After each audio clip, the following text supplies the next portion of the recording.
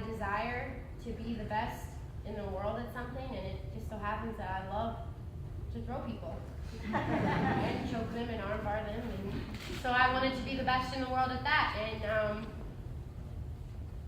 I truly believe that the people who are happiest in life are the people who wake up every day and try to be the best possible versions of themselves.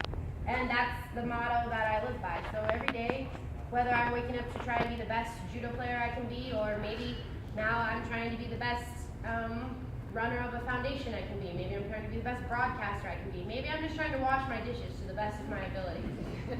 But I do everything with 100% commitment, and you may fail, but at least you gave it your all.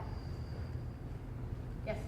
What are your future plans? Are you, like, is something like a Metamorphs or MMA, like, what are your plans there? Like, do you have any ideas on weight classes or training camps?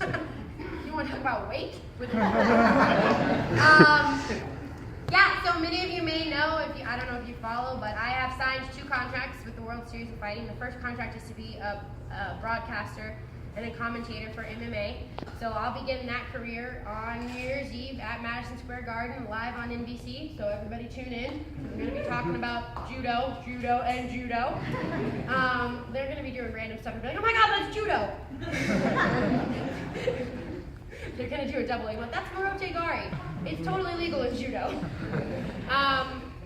And the other contract I signed is that if I choose to do MMA, I will do my first 4 fights with the World Series of Fighting. And I said earlier, I have a lot of soul searching to do in the next, year. I am going to start to train MMA as if I were going to fight it. One, because I need to know what I'm talking about when I am commentating. I can't just be like, oh, that looks cool. So I need to learn what a jab is and what a heel hook is and all of that stuff. But I also, I don't know what MMA, I don't really know anything about it. I've been so focused on judo that I've never considered it. I do know it's very different from judo, and I'm not sure if my personality fits the MMA world. And it's something that I really have to think about, because I am a role model, I am an ambassador of our sport, and I do want to portray it in the best light possible. I want to help grow judo in the United States. I think it's an amazing sport. It's changed my life. It's saved my life.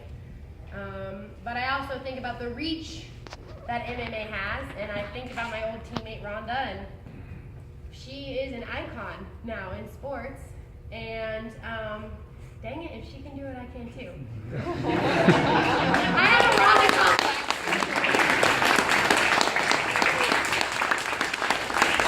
So we'll see. You're way past Rhonda. Thank you. Right, so Thank I'll you. tell you that. Thank you very much. I'm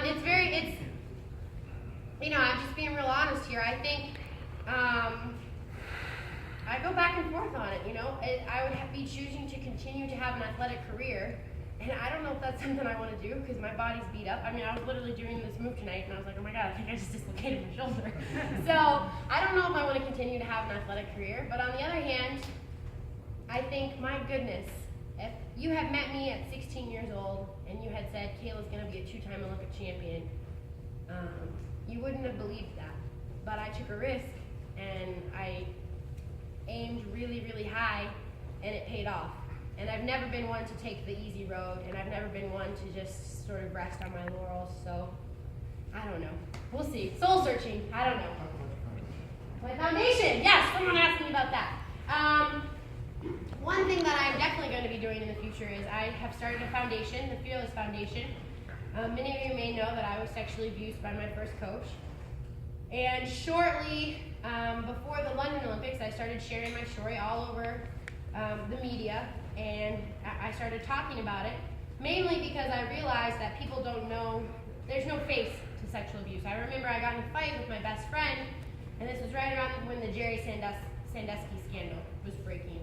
And I got in a fight with my best friend because she was posting about Joe Paterno losing his job, and I couldn't believe, and I saw on the news that kids were rioting and flipping over cars, and I couldn't believe that I lived in a world where people were rioting about a football coach losing his job, but not about the countless victims whose lives had been changed forever.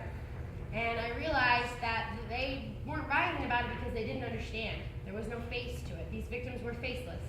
And I realized that people people don't understand that 1 in 4 girls and 1 in 6 boys will be sexually abused before the age of 18. So the chances are it's not just me in this room. So I started the Fearless Foundation because I want to change that number, and I want to leave the world a little bit better than how I found it.